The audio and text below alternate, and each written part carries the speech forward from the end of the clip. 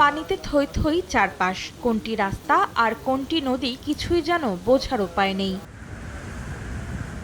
হার্মেনিয়া ঝড়ের পর ভারী বৃষ্টিপাতের কারণে বন্যা দেখা দিয়েছে ফ্রান্সের পশ্চিমাঞ্চলে। পানিতে তলিয়ে গেছে রেনেস, গুইচেন সহ বেশ কয়েকটি শহর। সোমবার অঞ্চলটিতে রেড অ্যালার্ট জারি করেছে দেশটির আবহাওয়া দফতর। স্থানীয় কর্তৃপক্ষ বলছে, গেল ৪০ বছরের মধ্যে সবচেয়ে ভয়াবহ বন্যার সম্মুখীন ফ্রান্স। পরিস্থিতি আরও খারাপ হতে পারে বলেও আশঙ্কা করা হচ্ছে।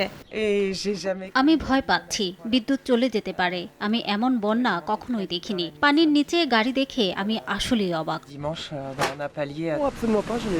আমি এখানে জন্মেছি, কিন্তু নদীর পানি এভাবে বাড়তে দেখিনি। গেল 2 দিনে পানি অনেক বেশি বেড়েছে। বন্যার কারণে রাস্তাঘাট তলিয়ে যাওয়ায় বন্ধ হয়ে গেছে যান চলাচল। বাড়ি ও গাড়ি পানির নিচে তলিয়ে যাওয়ায় আটকা পড়েছেন অঞ্চলটির বহু বাসিন্দা। তাদের নিরাপদ স্থানে সরিয়ে নিতে কাজ করছে উদ্ধারকারী দল। বুধবার পর্যন্ত এমন পরিস্থিতি থাকবে বলে ধারণা করছে ফ্রান্সের আবহাওয়া দফতর। এদিকে দেশটিতে তুষারপাতের আশঙ্কায় জারি করা হয়েছে কমলা সতর্কতা। অন্তরা সেন, সময় সংবাদ।